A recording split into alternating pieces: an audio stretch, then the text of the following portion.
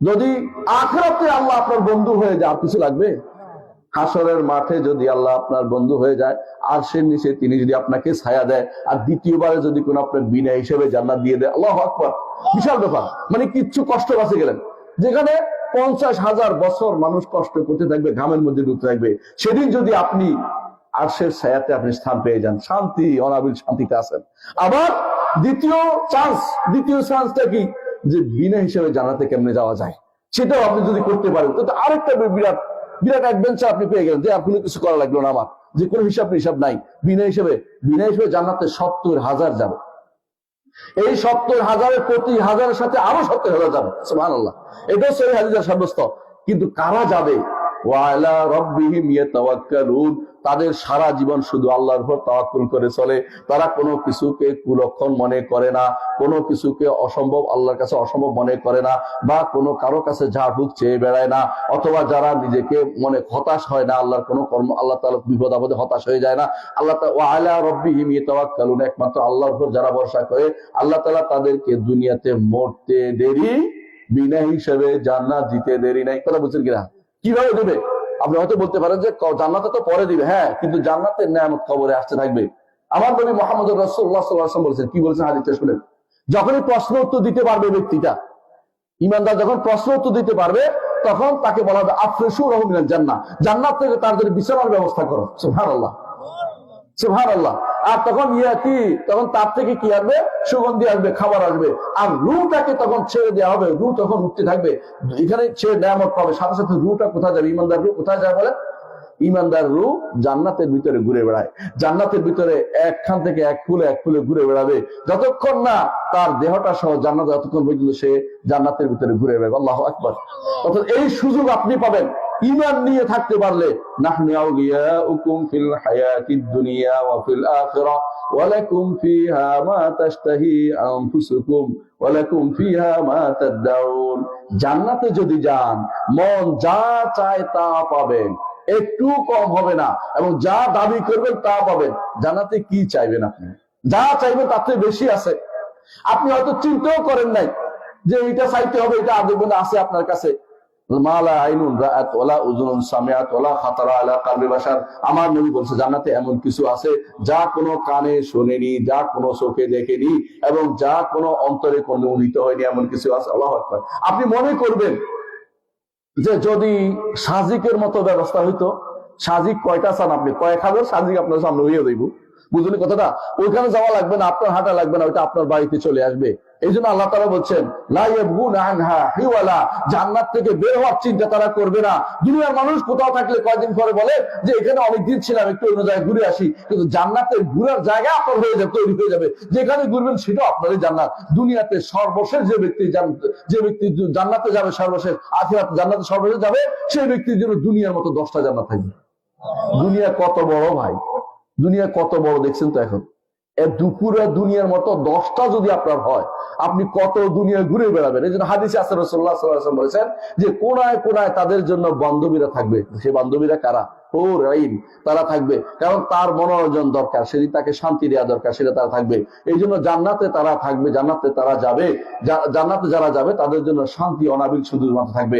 সেখানে তারা কোনো 3 জিনিসের কোনো দরকার, দুনিয়াতে মানুষ ঘুরে মরতেছে 3টা জিনিসের জন্য: ভাত, কাপড়, বাসস্থান। ঠিক কিনা বলে না? ভাত, কাপড়, বাসস্থান। আমার আল্লাহ ঘোষণা করেছেন, ইন্নাকা লা তাজমু ফিহা ওয়া লা তাদহা, হে আদম, এই জান্নাতের ভিতরে তোমার কোনো আলোতে কষ্ট দিবে না, অর্থাৎ তোমার ঘরের ব্যবস্থা হয়ে গেছে। হ্যাঁ, তারপর বলছেন যে তোমার এখানে খাবারের কোনো সমস্যা হবে না, পিপাসার কোনো সমস্যা হবে না। সমাধান যদি চান, যদি জান্নাতে সর্বশেষ যেখানে আমাদের জীবনের সবটা কাটবে, এখানে শুধুমাত্র স্বপ্নের একটা জীবন মনে হবে।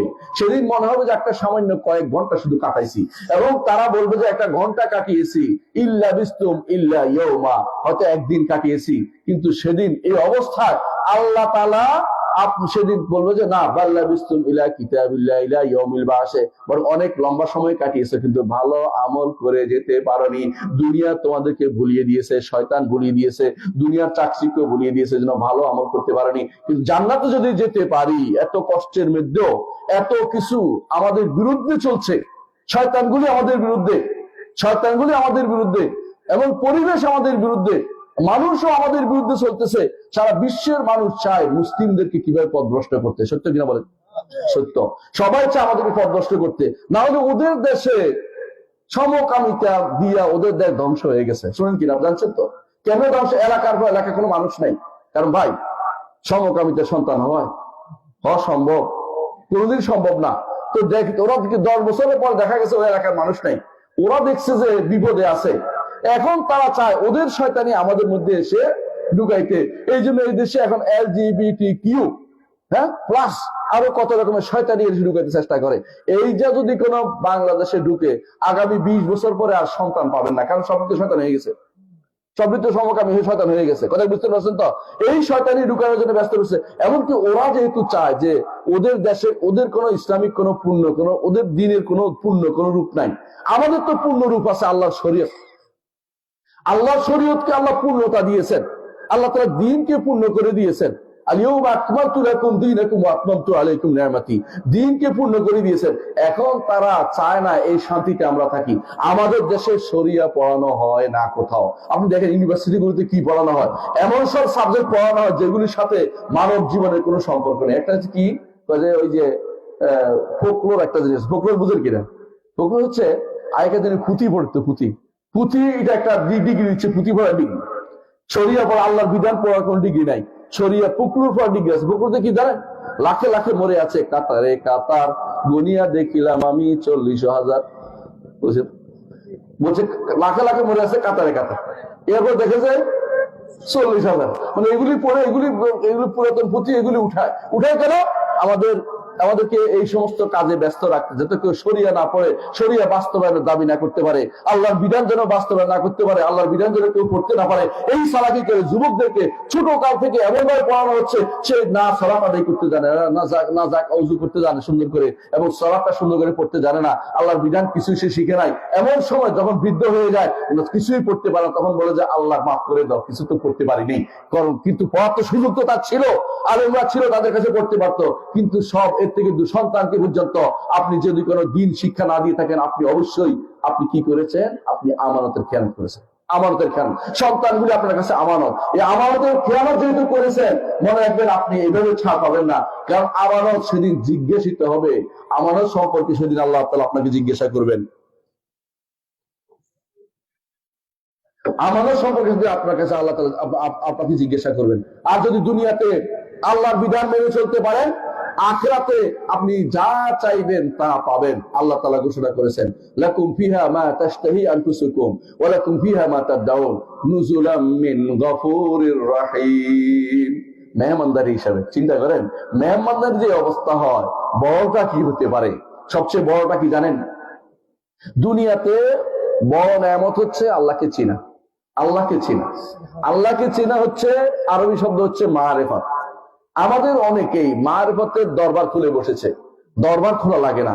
মারিফত যদি কোনো কোরআন এবং সুন্নাহ ভিত্তিক হয়, আলেমদের কাছে শিখবেন। কথা বুঝতে পারছেন? অনেক কাছে ভণ্ড পীর বসে রয়েছে, তাদের কাছে আপনি দেখবেন মারিফতের দরবার খুলে বসেছে। না কোরআন পড়তে পারে, না হাদিস পড়তে পারে, তারা কিছুই জানে না, তারপরে তারা দেখবেন যে এই ভণ্ডামি করে বেড়াচ্ছে, মানুষদেরকে তাদের দাসে পরিণত করেছে। এরা কোনোদিন আল্লাহকেও চিনে নাই, রসুলকেও চিনে নাই, দ্বীনকেও চিনে নাই, কোরআনকেও চিনে নাই, কিছুই বুঝে নাই, কিন্তু তারা মানুষকে বিভ্রান্ত করতেছে।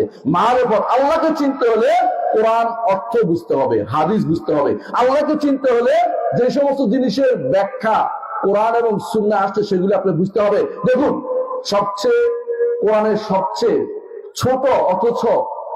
ছোট অথচ আল্লাহর কাছে প্রিয় একটা সূরা আছে, নাম বলতে পারবেন? সূরাতুল ইখলাস। কেন এটা এত প্রিয় বলতে পারবেন? কারণ আল্লাহর পরিচয় আছে এর মধ্যে। আল্লাহ তাআলা বলেছেন, কুল হুয়াল্লাহু আহাদ আল্লাহুস সামাদ লাম ইয়ালিদ ওয়া লাম ইউলাদ ওয়া লাম ইয়াকুল লাহু কুফুয়ান আহাদ। আল্লাহ নিজের পরিচয় দিচ্ছেন বলে এটার দাম, এটার মূল্য বেশি। এই জন্য এটা হচ্ছে কোরআনের 3 ভাগের 1 ভাগ। আবার দেখেন আরেকটা বড় হচ্ছে আয়াতুল কুরসি, ঠিক না? আয়াতুল কুরসি পড়লে যদি বিশ্বাস করি পড়েন, আপনি মরলেই জান্নাত। কে বলছে? আমার নবী বলে দিয়েছেন যে মরা মাত্রই জান্নাত যাবে, প্রতি সালাতের পরে যদি কোনো আয়াতুল কুরসি পড়ে। কিন্তু আয়াতুল কুরসি পড়ে অর্থ বুঝি নাই, আয়াতুল কুরসি পড়ে অন্যকে বড় মানছি, তাহলে তো আপনারা কাজে লাগবে না। কারণ আয়াতুল কুরসি শুরু থেকে শেষ পর্যন্ত আল্লাহর পরিচয়। আল্লাহু লা ইলাহা ইল্লা হুয়া আল হাইয়ুল কাইয়্যুম।